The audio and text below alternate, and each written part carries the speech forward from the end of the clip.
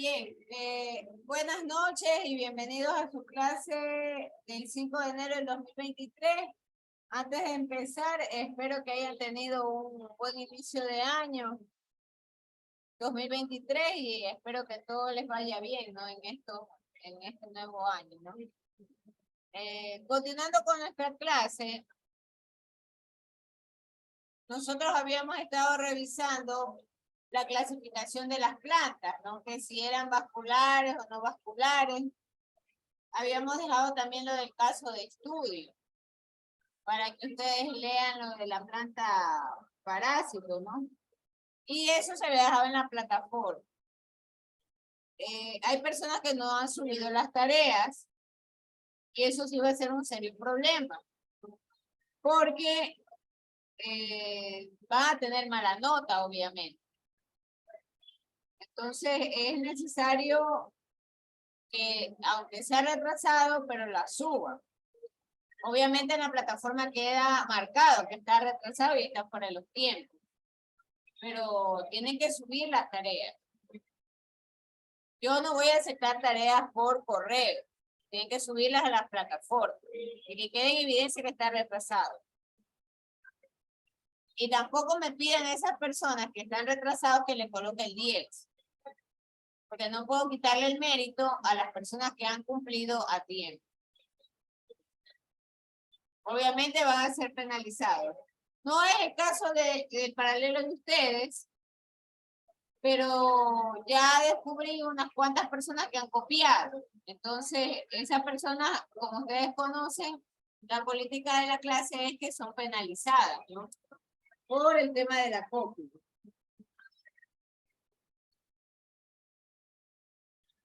Bien, veamos entonces el...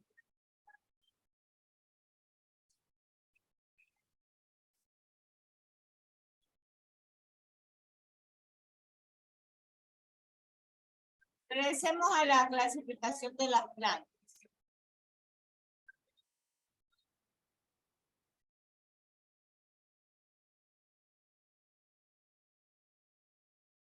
Entonces, las plantas, nosotros ya vimos para qué sirven las raíces, ya eso habíamos revisado, ¿no? Lo que necesitamos aclarar es que hay 4 grupos principales de plantas. Los musgos, los helechos, los gimnospermas. Bueno, el nombre técnico del caso de los musgos son las briofitas. Las pteridofitas son los helechos. Las gimnospermas son los coníferos. Y las angiospermas son las plantas con flores. Hay esos 4 grupos principales de plantas. Entonces, ¿cuáles son las características de estos? Los musgos o plantas, o por ejemplo, plantas tipo hepáticas o las anterozoxidas, son plantas no vasculares.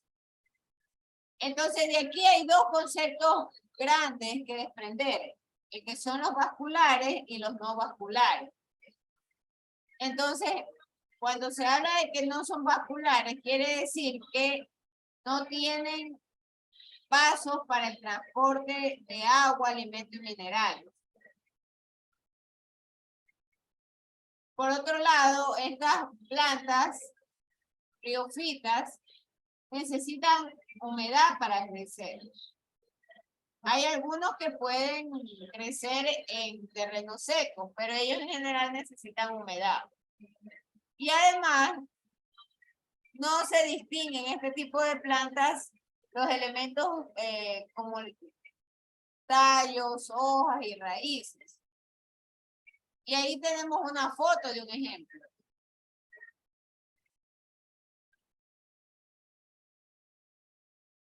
Por otro lado, los helechos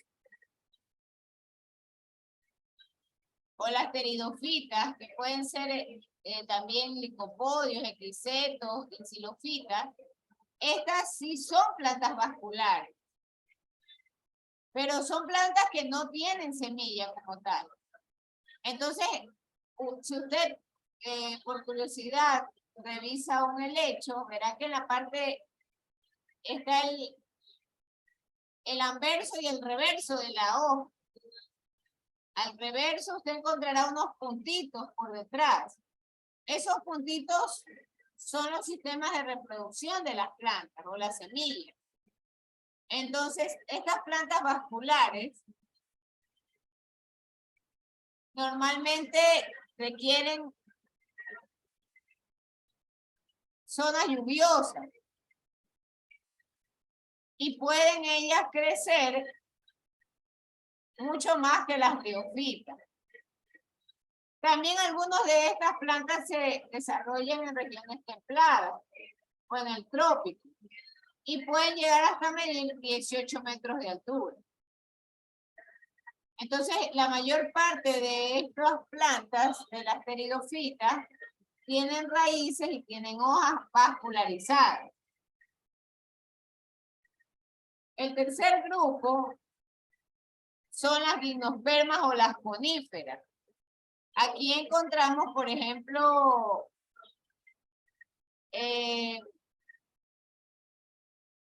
a las coníferas como tal, a las citáceas, las quincoáceas y las genetofitas.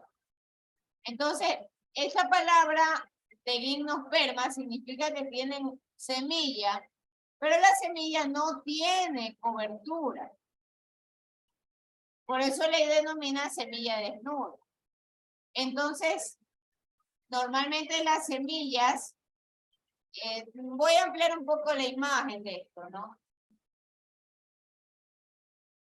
Note usted las famosas piñas, ¿no? Porque estas estructuras nosotros las vemos más en los bosques tipo coníferas, tipo piña. Entonces, estas piñas son las semillas y ellas no vienen cubiertas. Están expuestas al ambiente, ¿no? Y justamente esa es la idea.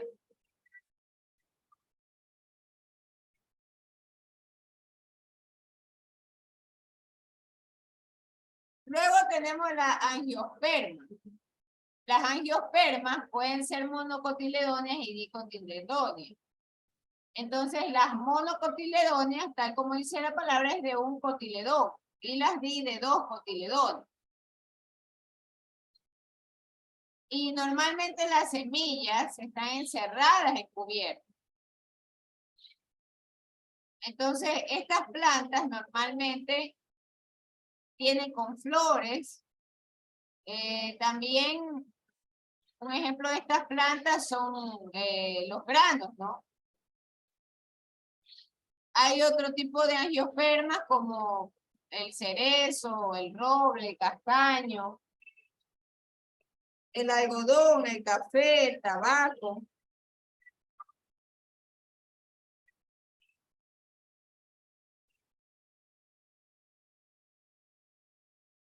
Hasta ahí llegan los 4 tipos de plantas.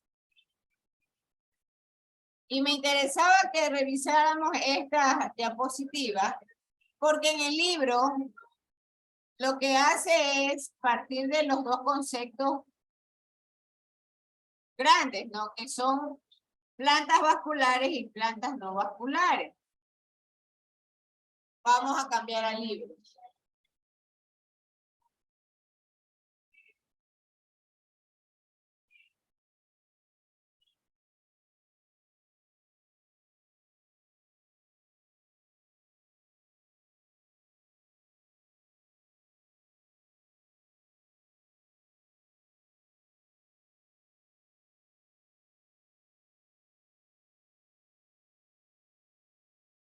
¿Estamos o seguimos en el capítulo 21, en la unidad 3? Entonces, en el capítulo...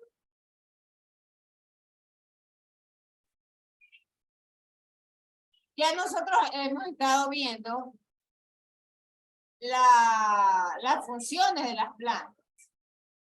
Estuvimos viendo también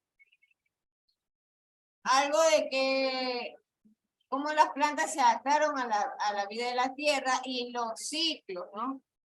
Cuando deja de ser una cephaloploide a una diploide, eso ya estuvimos revisando. Ahora, me interesaba ver esta división. Y aquí ustedes tienen la misma división que les he mostrado, pero ya segmentadas en plantas no vasculares y vasculares. Entonces las no vasculares son las plantas tipo hepáticas y los musgos. Mientras que las plantas vasculares son los helechos, las gimnospermas y las angiospermas. Y de las vasculares, yo tengo las plantas con semillas, que son las gimnospermas y las angiospermas. Pienso que con las diapositivas que hace un momento les mostré, es más fácil de entender este cuadro. Y esto es el árbol evolutivo de los principales grupos de las plantas.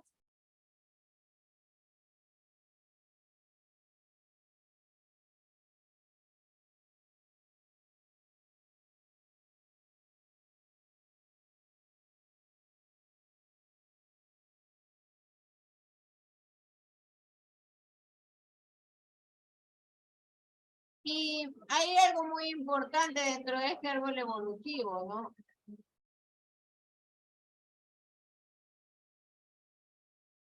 Que nos lleva a ver el cuadrito de la tabla 21.1.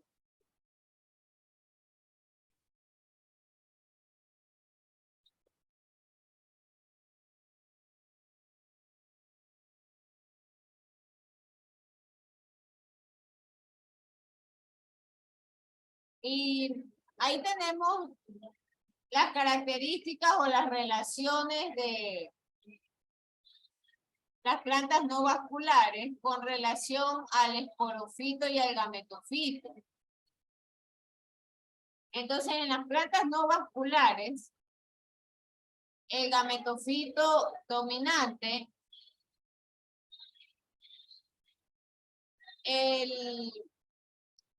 justamente se constituye en que el esporofito se desarrolla a partir del cigoto. Y ahí el cigoto retenido se convierte en el gametofito.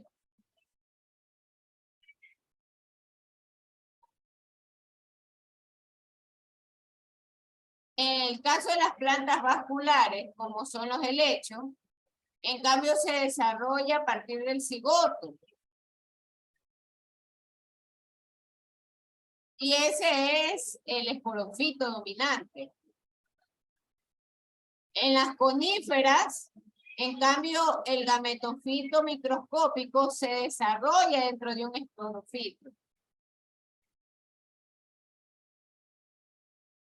Vemos también entre las características de estos grupos de plantas que hay transferencia de células reproductoras. Entonces, por ejemplo, en el caso de los helechos, el espermatozoide nada hacia el óvulo inmóvil. A diferencia de las coníferas, donde el polen es dispersado por el viento. Y entonces transporta los espermatozoides hasta un óvulo inmóvil, que está ubicado en el cono. Hablamos del cono de la piña, ¿no?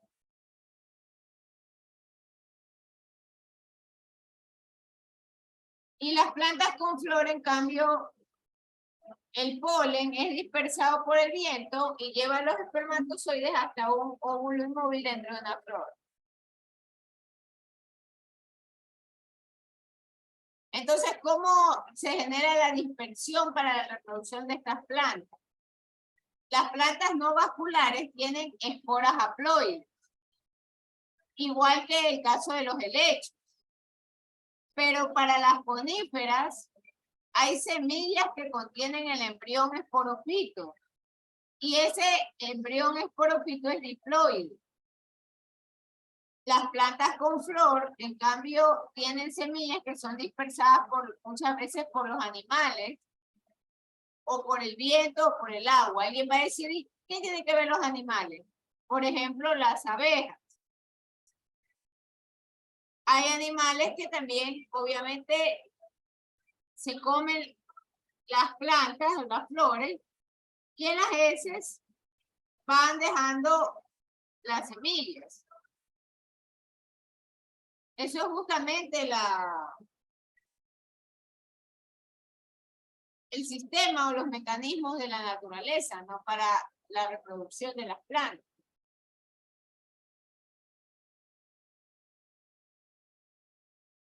Nosotros ya habíamos revisado un poco esto de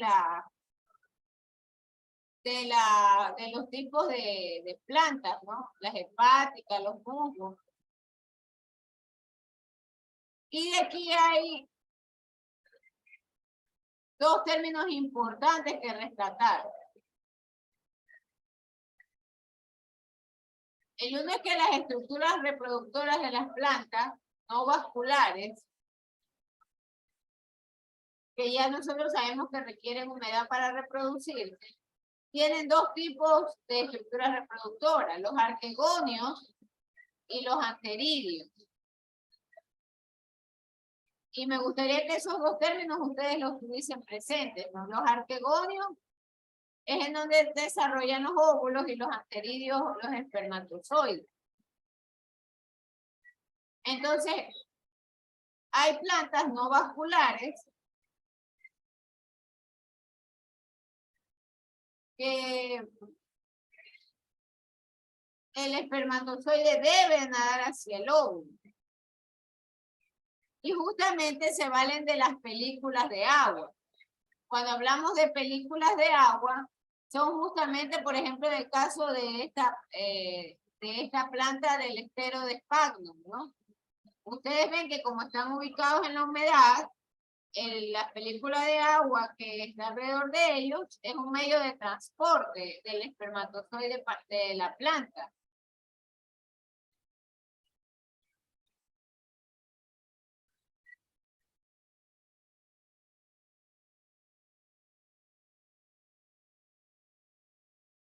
Este es un ejemplo, un gráfico del ciclo de vida de un musgo, por ejemplo. Y el musgo tiene su proceso justamente, y vamos viéndolo desde la parte superior, ¿no? Entonces el espermatozoide se vale de la película de agua que le rodea de la humedad, ¿no? Y ahí logran nadar hasta el óvulo para producir la fecundación. Entonces, originalmente, a través de la mitosis, se producen los espermatozoides y se produce el óvulo. El espermatozoide en el anteridio y el óvulo en los arquegonios. Y luego esto es lo que se fecunda. Y luego que se ha fecundado, por eso hace este ciclo una diferenciación de colores, ¿no? Estamos en el número 3 del cuadrito. Y ahí ustedes pueden ver cómo se desarrolla el esporofito. Y ahí comienza a crecer hacia arriba el gametofito. Luego de esto viene el desarrollo, la madurez. Y entonces el esporofito va a reproducir esporas haploides. Es decir, con una sola información. Y esta espora haploide justamente sufre una división celular meiótica. Y ahí liberan las células haploides y podemos encontrar ya la parte de la liberación de esporas y su dispersión. Entonces, todo el ciclo celeste que ustedes pueden ver en el gráfico le pertenece a las esporas haploides. Pero a partir de la fecundación, ahí complementa la información genética y se transforma en diploide. Y nuevamente, después de la etapa diploide, ahí se produce una nueva división celular meiótica. Y es así como se desarrolla este ciclo.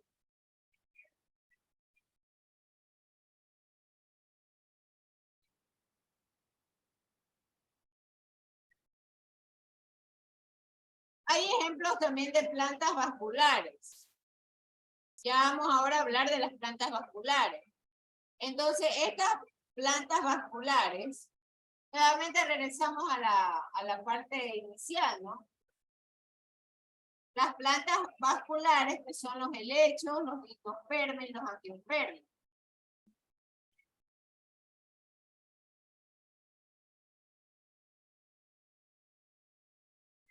Entonces, un ejemplo son la cola de caballo, los helechos y los licopodios. Ahí tenemos las plantas vasculares y sus características, ¿no? Por ejemplo, los licopodios y las colas de caballo son tamaños pequeños y normalmente sus hojas son pequeñas. Lucen como una especie de escama. ¿Cuáles son los licopodios? La figura A, y la cola de caballo, la figura B. Y noten que el tamaño de sus hojas es pequeño, ¿no? Normalmente se los conocen como pinillos. Y tienen la apariencia frondosa. Normalmente a este tipo de plantas se los conoce como juncos. Juncos que tienen funciones para poder restregar, ¿no? Y normalmente las colonias antiguas usaban estas plantas para lavar cosas. O para castigar a sus animales también, ¿no? Los helechos, en cambio, tienen hojas anchas y los helechos tienden a alcanzar mayor altura que las colas de caballo y los licopodios. Entonces los helechos no son plantas que también requieren de la humedad. Ahí tenemos la foto del helecho en la figura C, y aquí está un árbol de helecho, muy parecido a los cocoteros, demasiado parecido.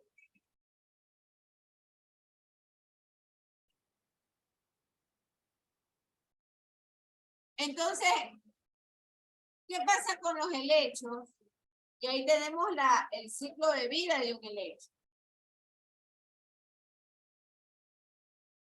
El helecho parte justamente de la división celular meiótica. Luego de la fecundación de la planta, viene la división celular meiótica. Y entonces las esporas haploides se liberan de los esporangios. Y al momento en que se liberan, las esporas se convierten en gametofitos. Entonces la división celular mitótica es la que a partir del gametofito produce espermatozoides y produce los óvulos. Luego estos, de manera separada, los espermatozoides nadan a través de las películas de agua o de la humedad y fecundan el óvulo. Y nuevamente la parte amarilla le corresponde a la parte diploide. Y después de la fecundación, se desarrollan los esporofitos y comienza a crecer hacia arriba el gametofito. Ahí tienen ustedes una vista justamente de los esporangios, ¿no? Que eran la parte reversa de la hoja del helecho, que era lo que les mencionaba. Y eso lo pueden ustedes ver en la figurita que está en la parte inferior. Ahí lo tienen ustedes en una ampliación. Entonces, ese esporofito, al madurarse, va a producir esporas haploides dentro de los esporangios. Y con la división celular meiótica, entonces las esporas haploides se van a liberar y se dispersan. Y de esta forma es como se produce el ciclo de los helechos.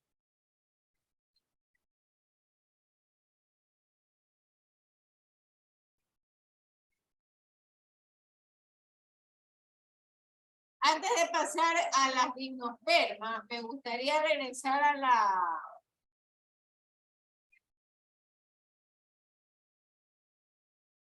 las otras diapositivas.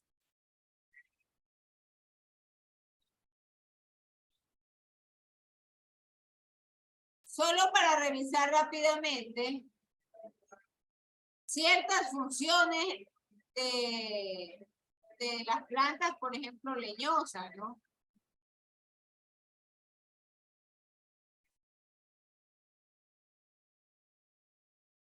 Entonces, por ejemplo, las plantas leñosas vienen a dar mayor estructura a un árbol cuando no hay ramificaciones. Entonces, en estos casos, las plantas leñosas lo que tienen no es un tronco, sino un estipe. Y el tronco aumenta alrededor de 2.5 centímetros anualmente, en el caso de las plantas leñosas. Las hojas, por otro lado, ya sabemos que son las generadoras de la fotosíntesis y que los árboles normalmente extraen sales y minerales, pero todos ellos se procesan gracias a la fotosíntesis, ¿no? En las regiones secas, los árboles normalmente tienen raíces más desarrolladas, tienen troncos gruesos y tienen pequeñas hojas.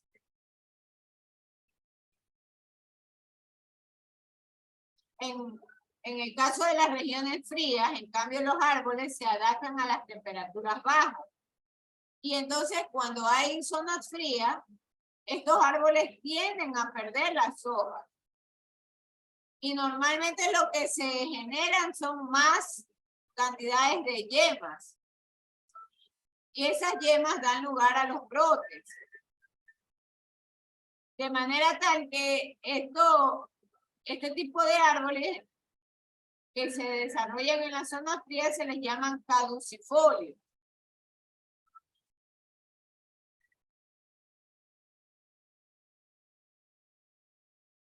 En el caso de las zonas árticas, ahí predominan en cambio los coníferos.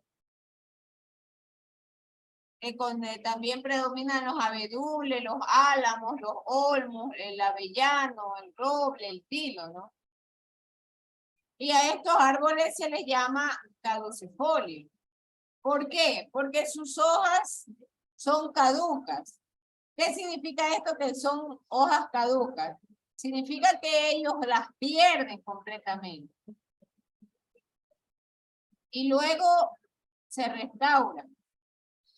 Entonces, por ese motivo es que tienen el nombre de hojas caducas. Y obviamente los árboles se les llama caducifolios. Si ustedes se fijan bien en esto, en esta imagen, ustedes ven estas hojitas que parece como que ya se están pudriendo. Esas son justamente las hojas caducas. Ellas se pierden. pero luego nuevamente se recuperan, ¿no? Y ese es el ciclo de vida de estos árboles caducifolios. Hay otras zonas mediterráneas en donde, por ejemplo, los árboles, ahí habitan árboles como el madroño, el algarrobo, el olivo. Y en las zonas templadas, en cambio, encontramos más bosques de eucalipto. Bien, voy a hacer la foto del curso. Enciendan las cámaras, por favor. Hay 21 personas. Está Jorge Luis López, Adrián Macías, Antonio Alvarado, Nicole Delgado, Emily Figueroa, Evelyn Guzmán, Ricardo García, Jorman Vaquerizo, Yuley Sánchez, Karen Vargas, Leslie Limones, Olga Lindao, Marcillo Ariana, Juliana Moscoso, Serena Murillo, Cindy Panta, Jennifer Panta, Samantha Mendoza, Kareli Sinchi, Vanessa Sanizaca, Zaida Pic.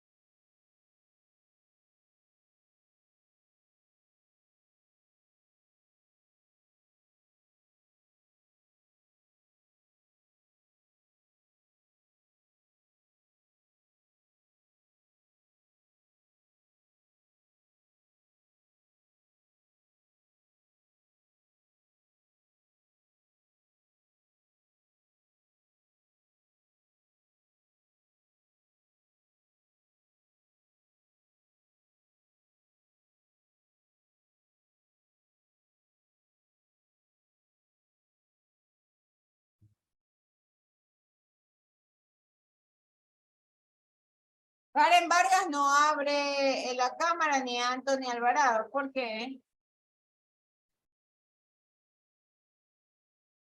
Anthony Alvarado, abre la cámara.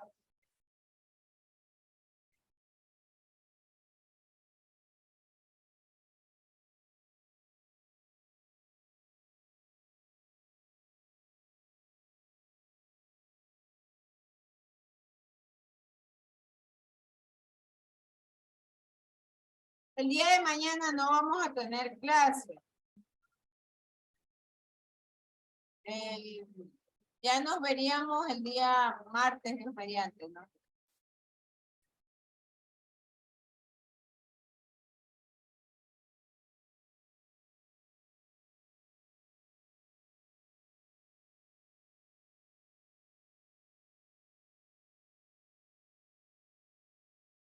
Y van a quedar nuevas tareas para que puedan mañana trabajarlas, ¿no? Como hora de trabajo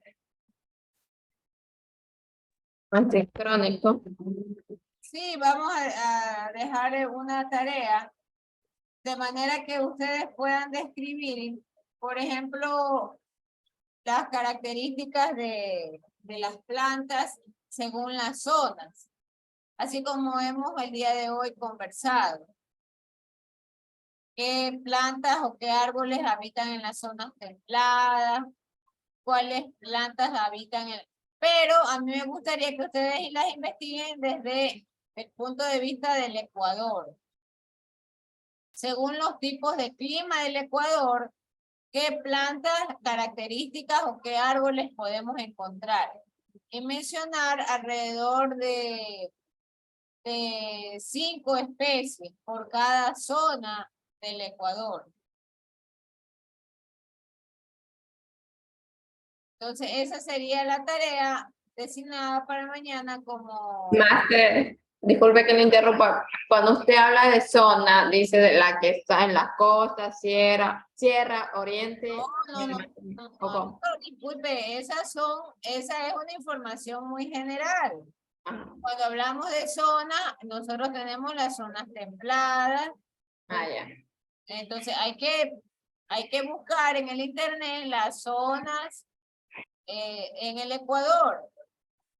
Y según esa zona, usted va a colocar los ejemplos de las plantas. A eso nos referimos con las zonas. Bien, vamos a dejar hasta aquí la grabación. Muchísimas gracias. Espero que todos tengan buen año y nos vemos la siguiente semana. Gracias.